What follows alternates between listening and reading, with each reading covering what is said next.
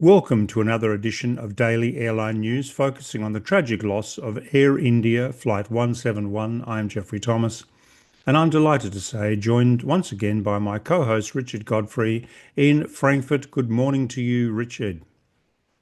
And good afternoon, or perhaps even good evening to you, Geoffrey.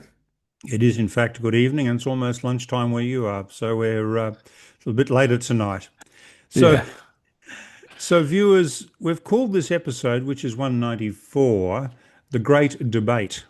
So let's get straight into some very telling comments from our viewers, yourselves. Bob Corbin, 7545 with 60 likes. I'm an American attorney with 49 years experience, having just retired. I'm not a pilot. I watch in horror the film of the Air India flight crash, trying to imagine what it could have been like to have been in the cockpit. Your exhaustive and methodical analysis of the crash has been most educational to me.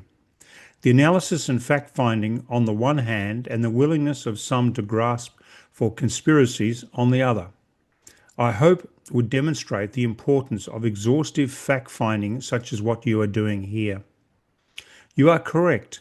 Let the naysayers come forward with fact-based rebuttal instead of clinging to conspiracies. You are demonstrating how important is fact-finding to reach the truth as to what happened. Thank you for that, and it only reinforces my suspicions as to the brevity of the AAIB official report. Curious Crow, MP4CX with 42 likes, chimes in and says, Dear Richard and Geoffrey, I think your work is of the highest standard and of academic quality.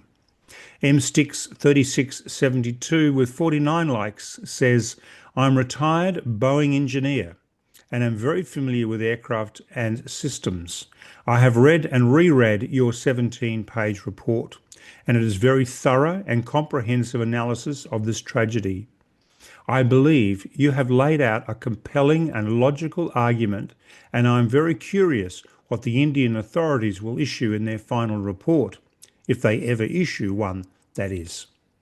Jacqueline Jacobson, 6789, and we hear quite a bit from Jacqueline, with 48 likes. The fact, not speculation, is that the preliminary report is lacking in critical timestamps, in particular when the RAT deployed. It is ambiguous, mentioning two sentences of two pilots without context. Keep putting pressure on the AAIB, gentlemen. We need facts, including the victims' families. And Richard, here is one that resonates.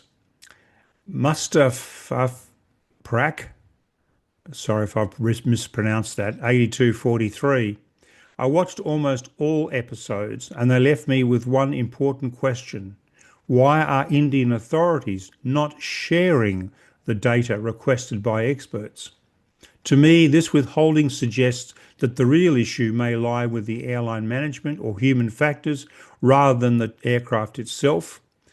This is what Australia did with MH370. It shared data with you and other experts. Correct, Richard? yes, it is correct. I've had a huge amount of data from the Australian authorities. In fact, I've signed a large number of NDAs and received confidential information from the ATSB, from AMSA, but also from Inmarsat, Ocean Infinity, the Australian Air Force, the New Zealand Air Force, the FAA, NTSB, NATO, Boeing, Airbus, and GE. So a long list of people with a lot of information to share.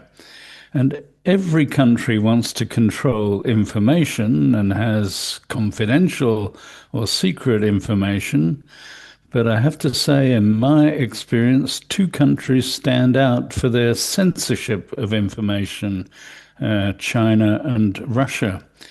When I consider the MH17 and the China Eastern 5735 accidents, they were both very difficult to analyze because of the lack of information. And MH370 and Air India 171 are still open and ongoing. But I have to say, the credibility of the DGCA and the AAIB in India is on the line. Yeah.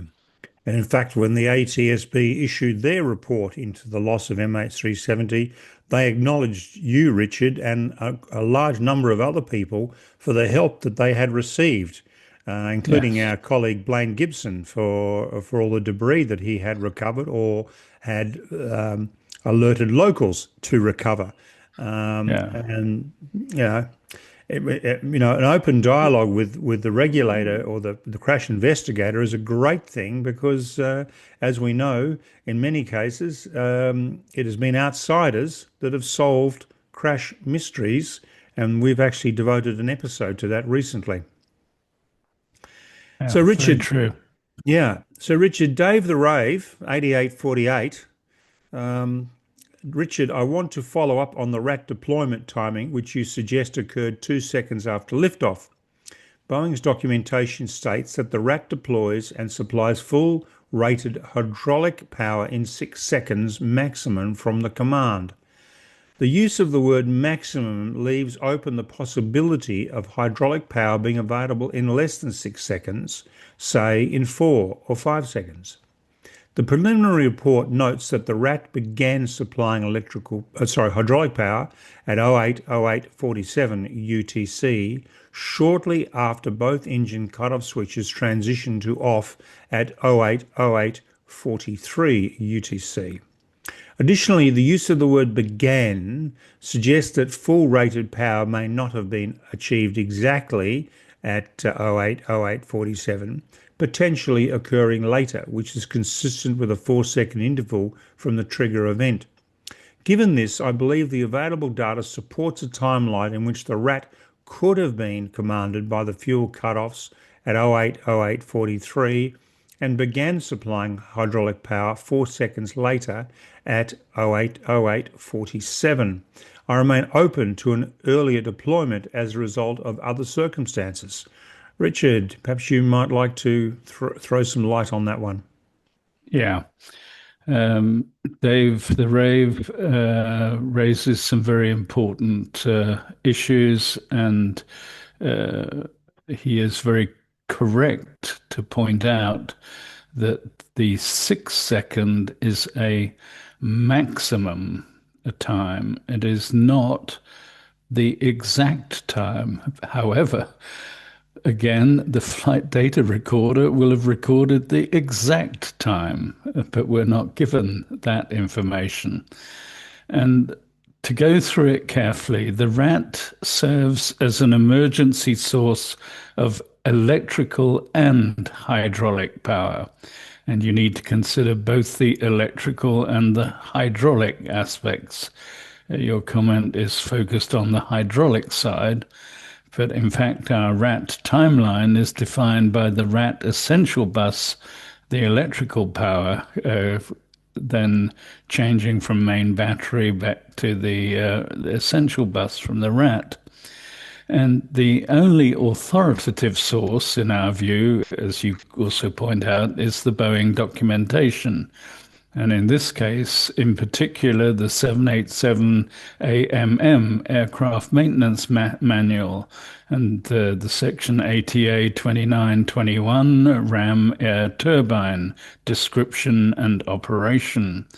The 787 RAT supplier, Hamilton Sundstrand Collins, also publishes documentation, but that does not include the timing information. Now, when the RAT is deployed, only the primary flight controls are powered. The center hydraulic system normally powers not only the flight controls, but the spoilers, the flaps, the slats, the landing gear, the nose gear steering. But when the RAT is deployed, it's only the central hydraulic system and only the flight controls. The RAT provides 5,000 psi to the primary flight controls, connected to the center hydraulic system throughout the flight envelope. The certification and AMM language about the hydraulic power available within 6 seconds is a threshold requirement. The pressure rise is non-linear. There is an initial lag and then a rapid rise. The RAT RPM builds with the airspeed, but it's also countered by the torque load as that increases. The Boeing documentation specifies that following a deployment command, the RAT must provide full rated hydraulic pressure to the center system within a maximum of 6 seconds. And this 6 second value is the certification time limit. It's not a fixed operating characteristic. So you're quite right to ask the question, could it have been in less than 6 seconds? I don't think it could have been that much less than 6 seconds. So your idea, it could have been done in 4 and was then exactly the time the first fuel switch was cut off. I would beg to differ. It might have been 5 seconds, though, or somewhere between 5 and 6. And again, the FDR would tell you exactly, and we're not told in the preliminary report. So the bottom line is the pressure increases in a non-linear, so you can't draw a straight line and work it out from sort of 0 to 5,000 psi. And it is a function of the airspeed, and the airspeed was relatively low. The preliminary report talks about 180 knots. And in fact, back in 2014, there was a Boeing alert that the RAT was not working properly under 180 knots, and they issued an airworthiness directive and a new replacement control unit for the RAT. So I'm sure that has been long since complied with, at least 8 years ago.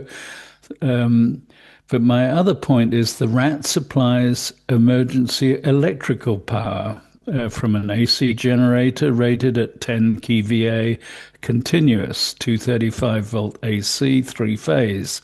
And that is where we derive the timing from. The RAT operates at all flight speeds and all altitudes, it says in the Boeing documentation. So I hope that clarifies your question. Car flight, 47 likes. I have seen comments on other channels questioning Richard's credibility. That must mean he's hitting the spot with his report. Yes. To which, say, Julia Shenandoah, 3965, replies, on this highly problematic planet here, people are getting humiliated, discredited, mocked, and sometimes even face character assassinated when they are so close to unraveling an uncomfortable truth, or even exactly on point of having found out every aspect of a hidden truth. That means we have achieved uncovering the secrets of Air India flight right here on this channel. Richard, Julia and Carl flight make great points. Yeah, they do. And I do not watch all the YouTube channels on the Air India crash. I only watch when a viewer asks me to comment and critique a specific video.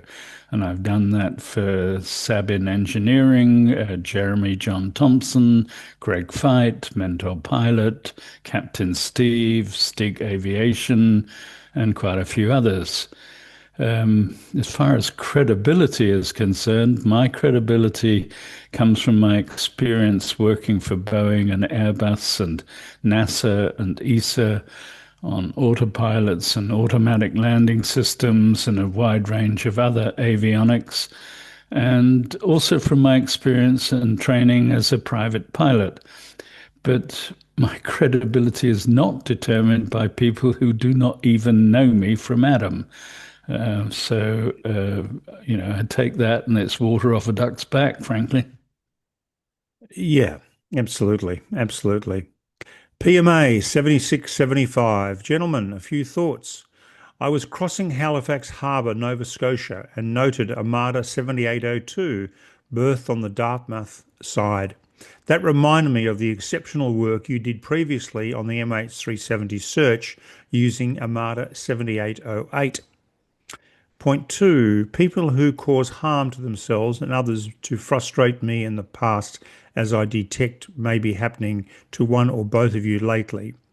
When I read Carlo Cipollo's book, The Basic Laws of Human Stupidity, it gave me a whole new perspective and a considerable amount more sense of humour concerning mouth-breathing knuckle draggers. Number 3 point, some people make a point of triggering folks because it gives them some sort of joy. Okay, everyone has to have something to do in this life. However, your works will stand for a very long time, and it is that body of work that will be remembered, not the naysayers. Patricia. Lovely comment and a couple of very interesting perspectives.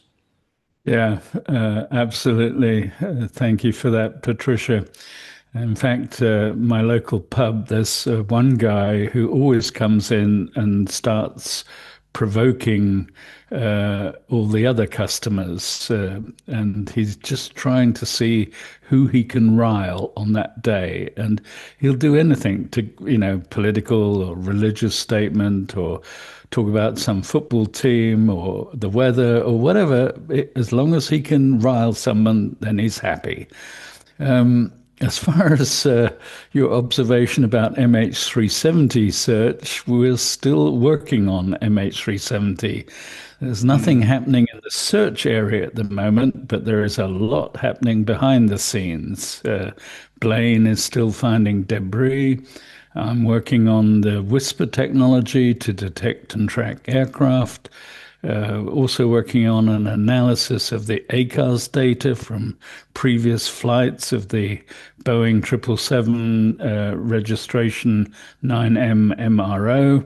And we're also working on high resolution satellite imagery and a new AI system to investigate that.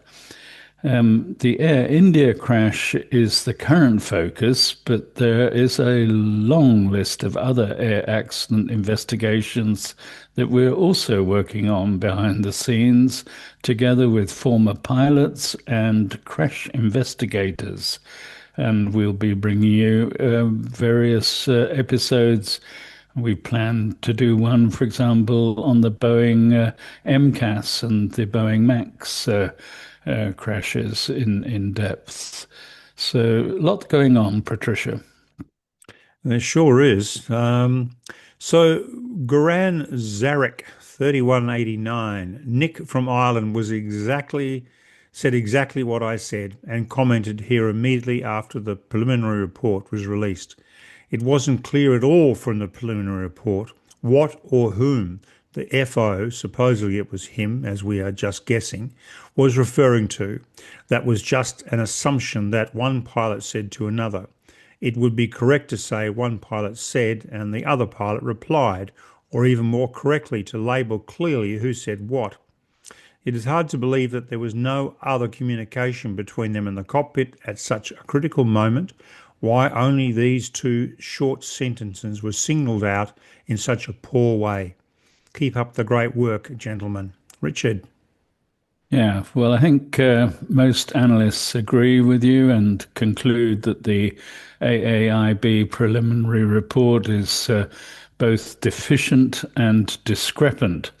All analysts call for the FDR and CVR data to be released, and I'm surprised that ICAO and NTSB and the AAIB UK have not openly criticized the DGCA and AAIB India, or at least they should also call for the FDR and CVR data to be released.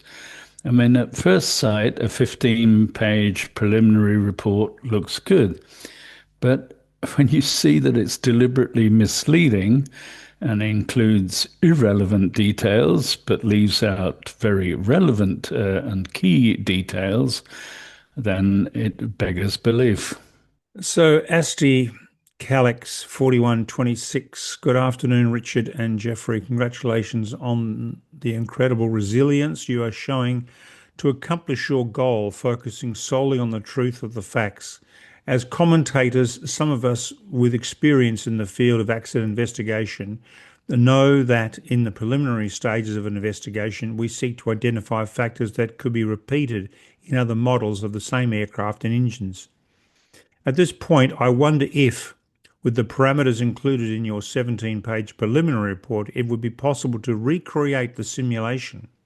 Considering that this research may take years to see the light of day, we must get to the point where the rubber meets the road, or at least as a plausible recreation.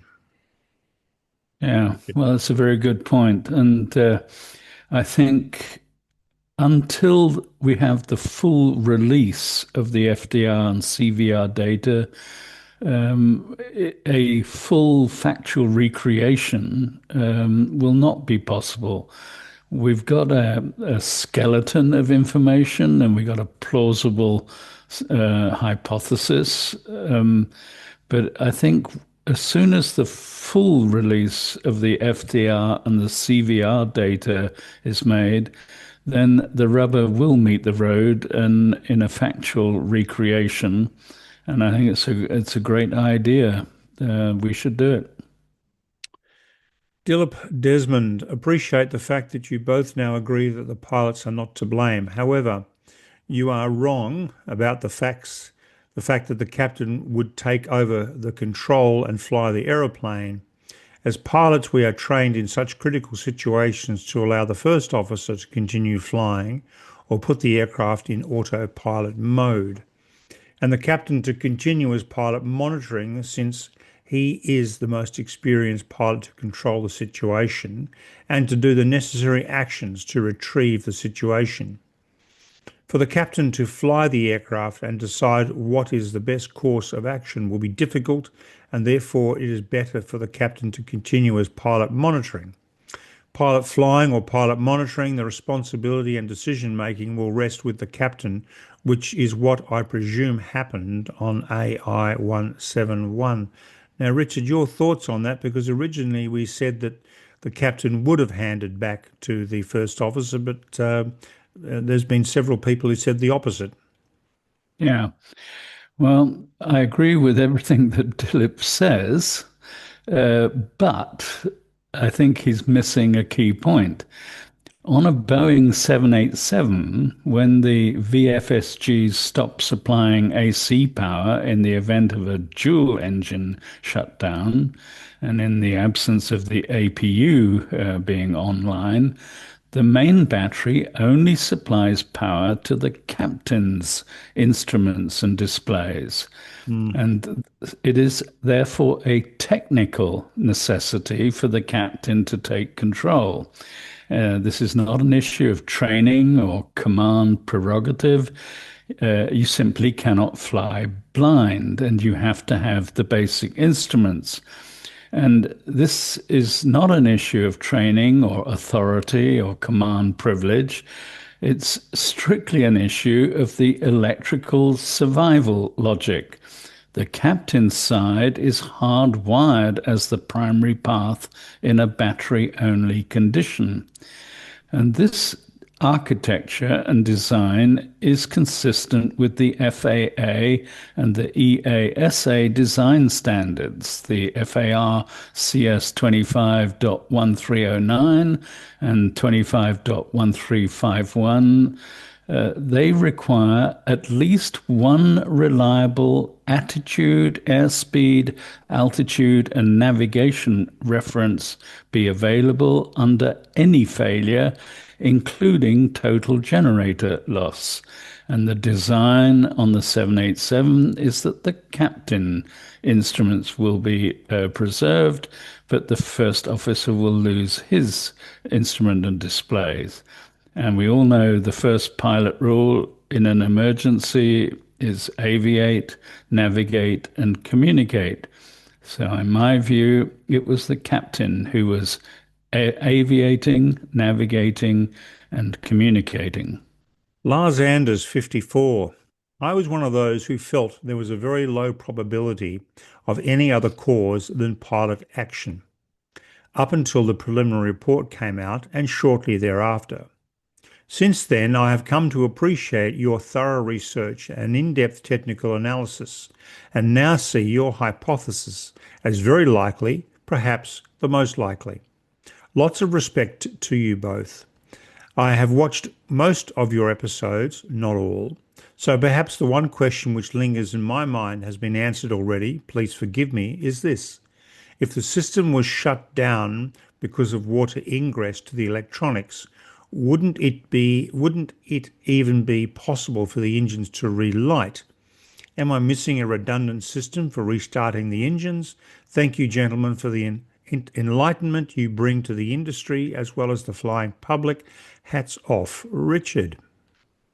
Yeah, well, Lars, we have covered it before, but we recognize that not everyone can watch every episode, so we'll cover it again.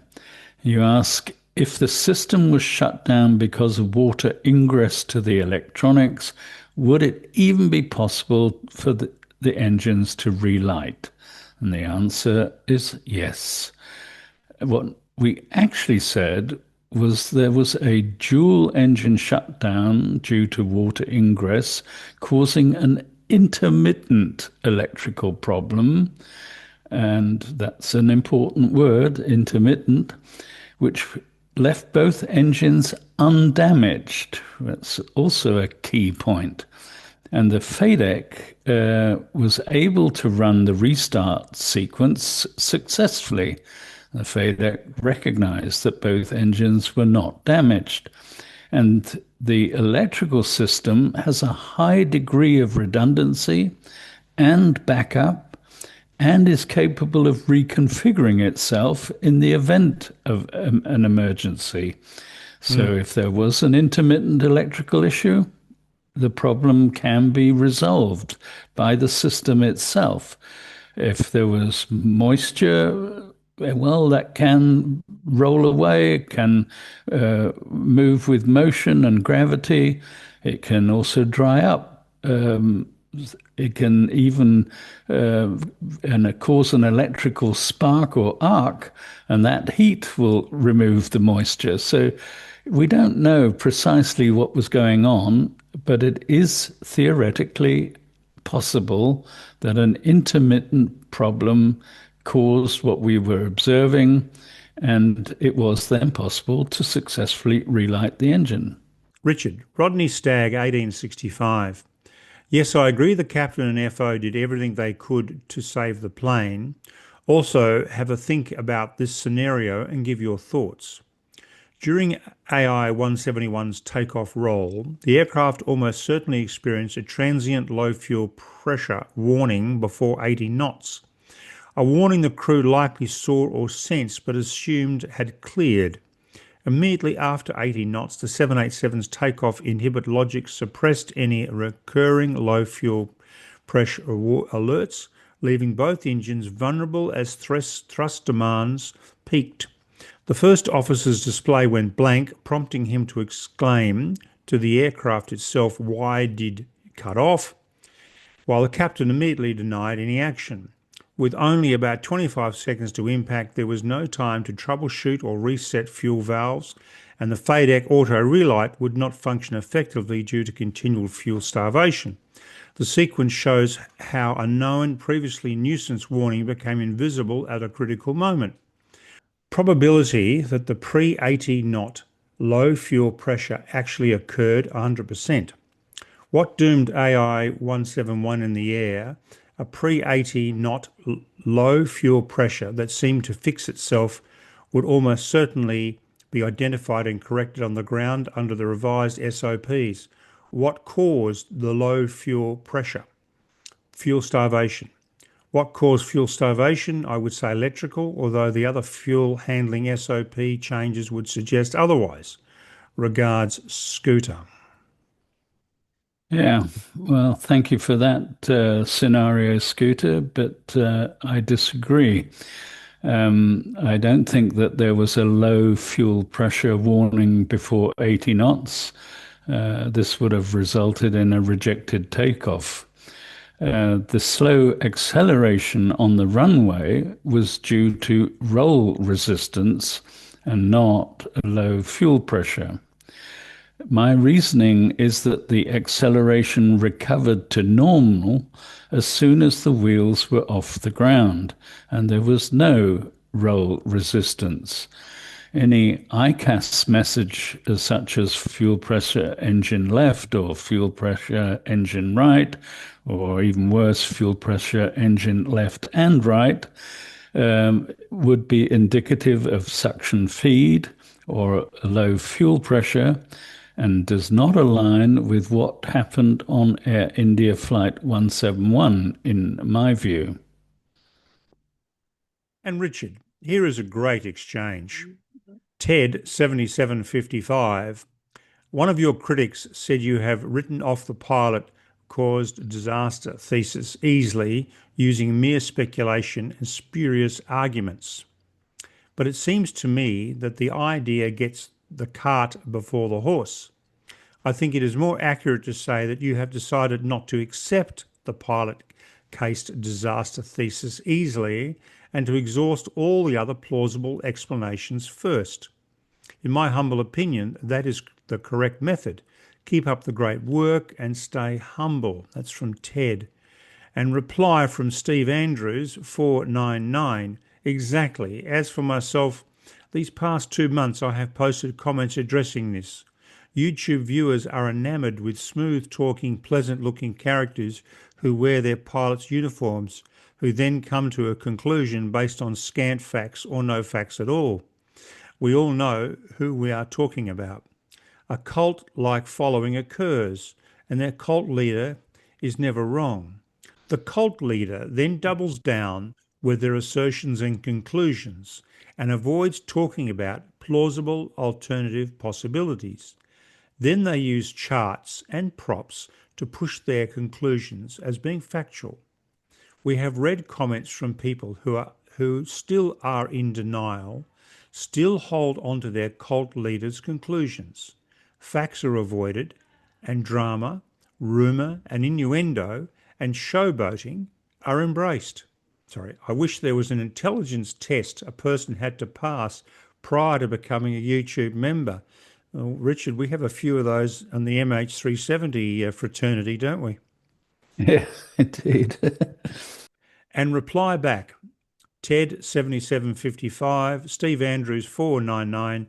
This is why we have and ought to have an open society in which everyone can participate in the public square. This is the dispensation in which iron sharpens iron and we can avoid any totalitarian responses. That's how, in the service of the scientific ethos, we get closer to the truth. Richard, a great debate. Indeed it is. And Ted, I'm glad you like our method to look at all possible causes and conduct a process of elimination. It takes time, and some people were impatient with us taking so long. And Steve, I have to say, I never liked cults, whether religious or technical or any other kind. And any putting of a particular person on a pedestal, I didn't like either. Our credibility is not generated by the way we dress. That's a ridiculous concept. It's like getting a present and just keeping the wrapping paper, but throwing away the content of the package. The content of the package is far more important than the wrapping paper. I find it interesting, however, when we conduct a public square type episode and just focus on answering viewers' comments and questions, we have far fewer viewers than usual. So, for example, recently 54,000 viewers when we say not the captain with 1,142 comments. But when we do facts or speculation going through viewers' comments and questions, it's only 17,500 viewers and only 400 comments. So it begs the question, are we just interested in our opinion or are we listening to the opinions of others? Now, Geoffrey and I, we go through all the comments and questions, and we would recommend that viewers also do. Sometimes you'll find your question answered by another viewer, and you need to go no further. And I think we can all learn from someone who disagrees with us. You can't learn from someone who does agree with you. Mm, indeed, that is absolutely right. And Richard, finally these. Carol, G9D. Guys, I love your approach, your humour, all respectful questions. So why bother?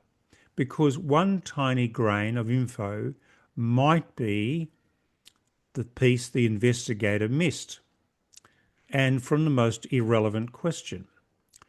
Kumar Chatterjee, 7019. Richard and Geoffrey, I consider your analysis of the tragic AI 171 accident as masterclass on accident investigation. I'm an engineer with over 40 years of industrial experience specialising in the domain of reliability-centred maintenance, RCM, a maintenance philosophy which emerged from the airline industry. The depth of your root cause failure analysis is so profound, albeit with so little information at your disposal. I wonder what the AAIB is doing with so much resources at their disposal and the benefit of actual data available to them. I am an AI Maharaja Club Platinum member and I regularly fly AI from Chicago to Delhi and back. I want AAIB and most importantly AI to recognise the likely maintenance lapses as presented in your 17-page report and implement corrective actions without waiting on bureaucratic processes. The root cause presented in your report has the potential to impact all aircraft types and it is a serious safety concern. I want AI, under the reputable Tata Group, to convince me that they have accepted your analysis with the utmost professionalism and implementing corrective actions in line with the airworthiness directives. Wow. Well, great comments, and you're both very kind.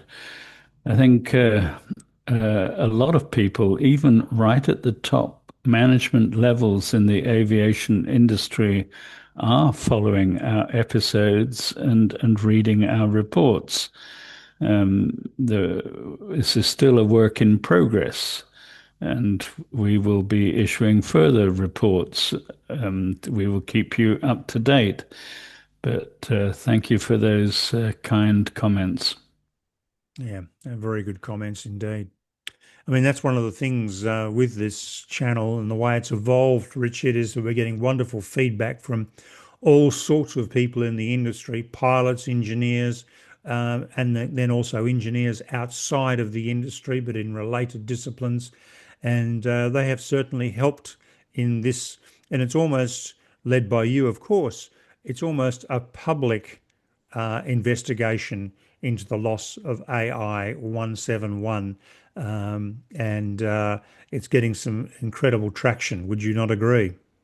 Oh, absolutely. And uh, I think there's a huge contribution that this channel makes to transparency in the whole process. And if we keep up this open conversation and keep up our investigation, It will help the transparency to come to the truth, which is what we all want to achieve in the end.